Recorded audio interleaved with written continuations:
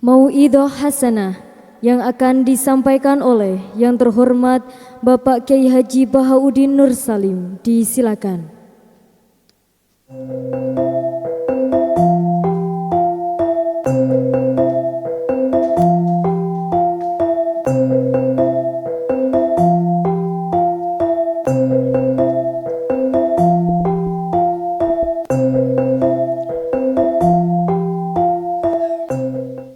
Assalamualaikum warahmatullahi wabarakatuh.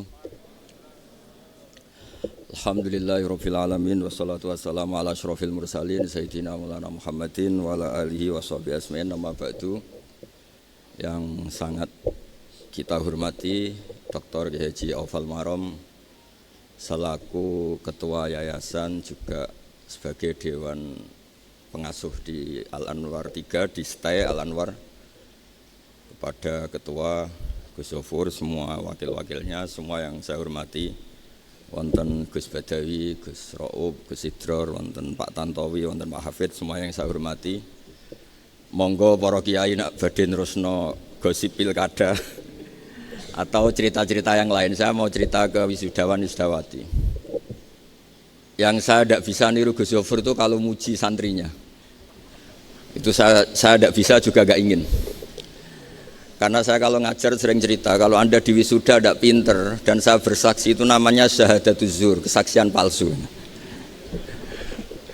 Tapi itu niatnya sama-sama baik. Jadi orang biasa lari itu bisa ke tempat tujuan, satu diiming-imingi hadiah.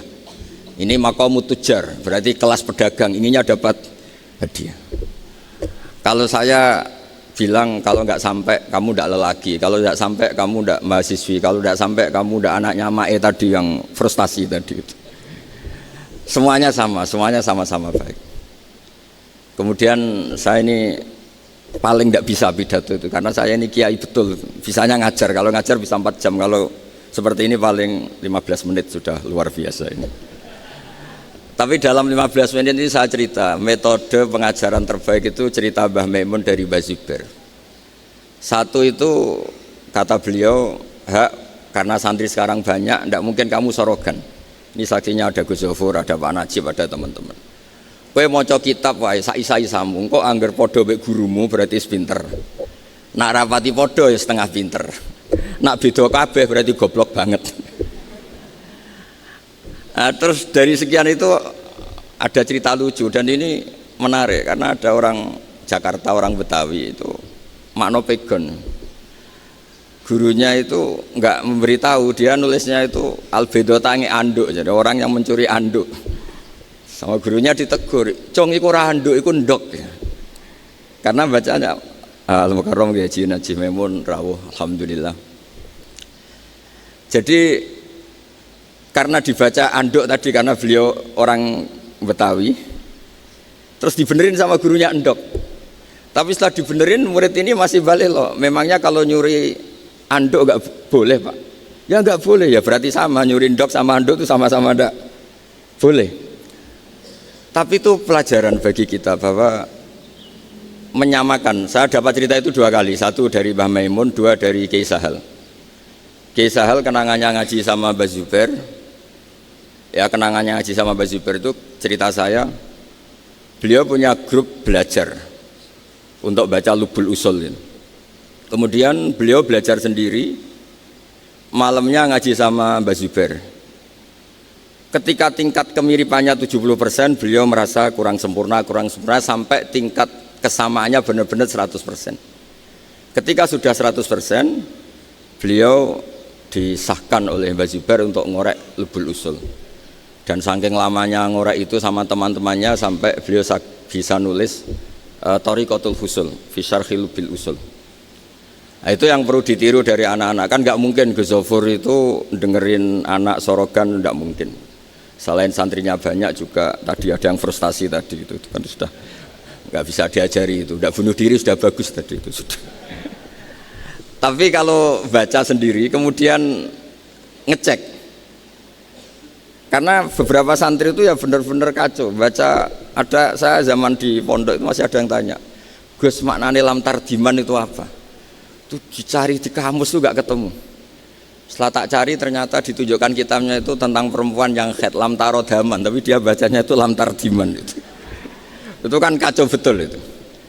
Makanya kenangannya Syekhul Islam Zakaria Al-Ansori di kitabnya Habib Zain bin Semit, kitab Al-Manhajus Sawi itu diceritakan, saya sealim ini itu berkahnya punya dua sisi yang ngadili saya. Beliau ngendikan dukik tu bena hajaro ini. Saya punya guru yang disiplinnya minta ampun, yaitu Ibnu Hajar Al-Asqalani. Jika saya kalau ngaji harus belajar karena sering disuruh baca. Pas saya jadi kiai punya murid yang cerdas sekali, yaitu namanya Ibnu Hajar Al-Hitami. Jadi konangan goblok ning ngarepe guru ya isin, konangan goblok ning ngarepe santri juga isin.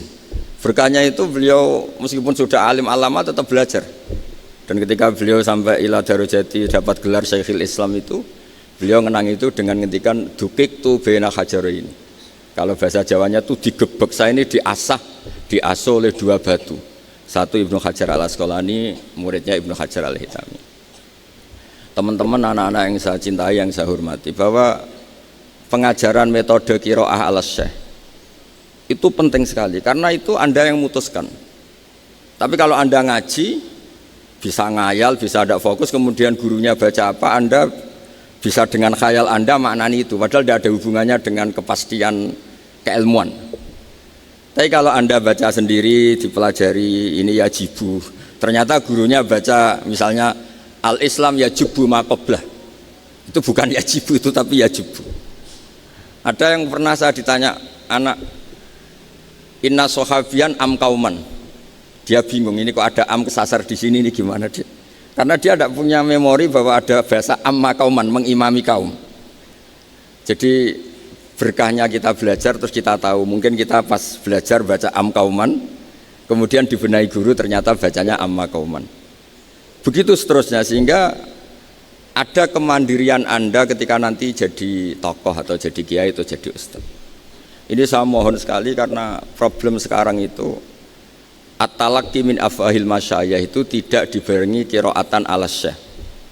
Dulu qiraatan al-syekh itu kayak fardhu ain, kayak satu keharusan. Masyhur di cerita Imam Malik ketika punya murid masih anak-anak, masih 13 tahun kila itu mau belajar, beliau nyuruh, sudah kamu belajar sama ustadz aja, enggak samanya sama Anda, sampai 3 kali.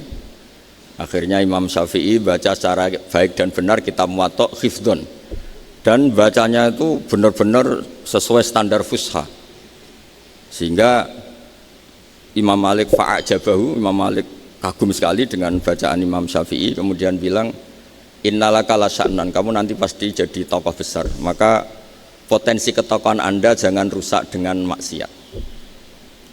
Dan saat itu ini cerita diroyah yang sering didawahkan Mbah Zubair, qaddimid diroyah ala riwayah. Terus beliau itu, ini terakhir cerita saya, memang sebetulnya perjanjian saya sama Gus Zofur itu nggak boleh undang saya ngisi di sini, tapi karena Pak Nur Iskandar itu nggak rawuh, ketua MUI, itu harusnya keren, yang pidato di sini itu ketua MUI, majelis ketua MUI. Saya ulama tapi tidak punya majelis.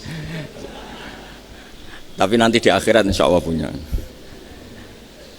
Ya akhirnya Imam Syafi'i itu dulu itu sangat suka yang namanya miskin, karena beliau cara berpikir itu kalau miskin tuh enak, ketemu Allah tidak punya hisab. Ini juga diroyah, yang mau diaudit apanya, tidak punya apa-apa, punya kertas skripsi ya dibuang-buang kayak tadi itu.